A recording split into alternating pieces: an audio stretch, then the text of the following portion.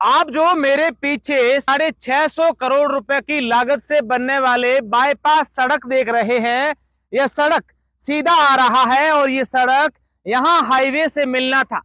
नक्शे में ऐसा था, लेकिन ठेकेदार ने अपनी मनमर्जी से इस बाईपास को नक्शे के विरुद्ध एक बड़ी गोलाई दे दी और बाईपास को उस तरफ खत्म कर रहे हैं, नेशनल हाईवे के पास। दोस्तों नमस्कार। हम लोग आए दिन खबरें सुनते रहते हैं कि सड़क दुर्घटनाओं में पूरे देश भर में एक दिन में सैकड़ों लोगों की जान चली जाती है।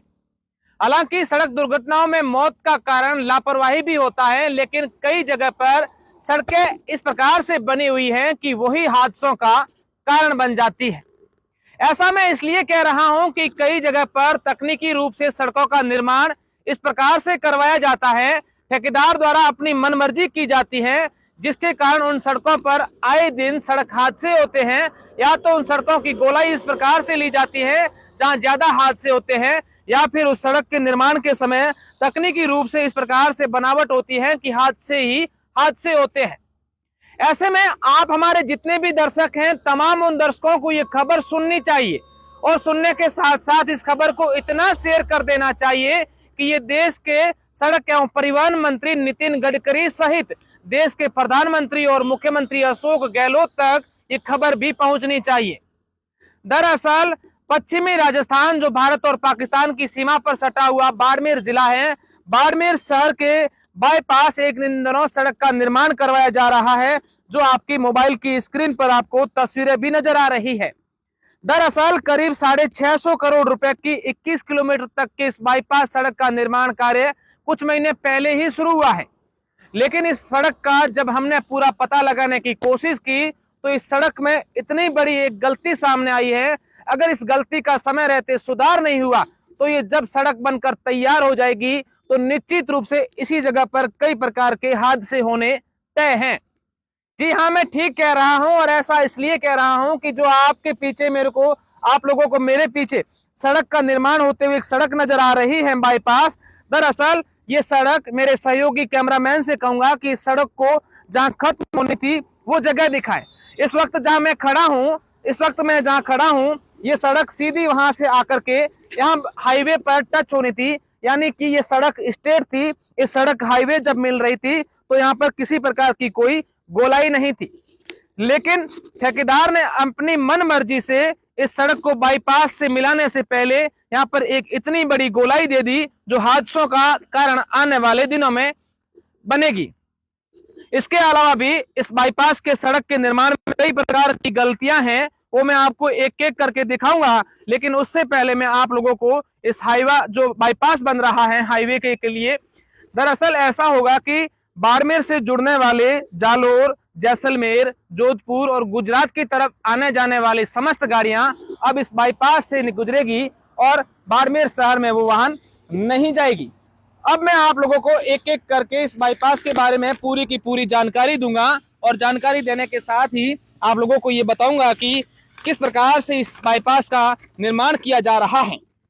दरअसल नेशनल हाईवे 68 के बाईपास 21 किलोमीटर का ये सड़क जो है करीब 550 करोड़ रुपए की लागत से बन रहा है और 145 करोड़ रुपए इनकी भूमि अवाप्ति के लिए भी मुआवजा जो है किसानों को वो भी मिलेगा और पहली बार ये 4 लेन का बाईपास बन रहा है। इस वक्त मैं जहां खड़ा हूं यहाँ पर पहले ओवरब्रिज बनना तय था, लेकिन उसके बाद ये तय हुआ कि यहाँ कोई ऊंचाई नहीं है, यहाँ पर ओवरब्रिज नहीं बनेगा। तो सबसे पहले यहाँ पर 200 फीट जो है इस सड़क के लिए जमीन कटी थी, लेकिन ओवरब्रिज जो ब्रिज था वो कैंसिल हो गया, तो 200 फीट की जगह 150 फीट ही रोड बनना था। लेकिन ठेकेदार ने इसी बात का फायदा उठाते हुए और यहाँ पर एक बड़ी गोलाई दे दी। इसके अलावा मैं बता दूं कि यहाँ पर कई प्रकार की अनियमितताएं होती हैं, जो मैं आपको अगले वीडियो में एक एक करके हर अनियमितताओं के बारे में पूरी जानकारी दूंगा।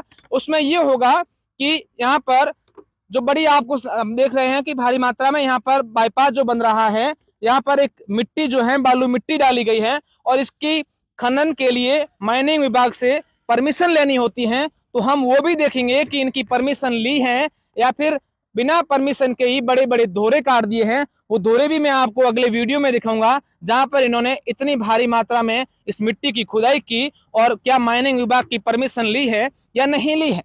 इसके अलावा दूसरी बात मैं बता दूं कि यहाँ पर किसानों की कई सारी ऐसी जमीनें थी, फसलें बोई हुई थी। हालांकि अब तो फसलों का समय चला गया था, लेकिन जब सड़क का निर्माण कार्य शुरू किया था तब किसानों की यहाँ पर फसलें बोई हुई थी और यहाँ पर जब काम शुरू हुआ तो किसानों की खड़ी फसलों को पूरी तरीके से बर्बाद कर दिया था इन्हीं ठेकेदारों और इन्हीं कंपनी की ओर से। और खास बात यह है कि जब ये सड़क निर्माण का काम शुरू होता है तब यहाँ पर जितने भी वनस्पति होते हैं, पेड़ होते हैं, उनको काटने के लिए वन विभाग से एनओसी लेनी पड़ती है और वन विभाग को एक पूरा लिख कर देना पड़ता है कि इस क्षेत्र में कितने पौधे आते हैं, कितनों की कटाई करनी है और वन विभाग को उतने पौधों के पैसे जमा कराने होते हैं। लेकिन ये भी हम आपको अगले वीडियो में पूरी जांच पड़ताल करेंगे कि आखिर यहाँ पर कितने पौधे थे, कितनों को पौधों को काटा गया, कितने पैसे आए और कितने पौधे वापस कटे हुए पौधे वन विभाग में जमा करवाने होते हैं।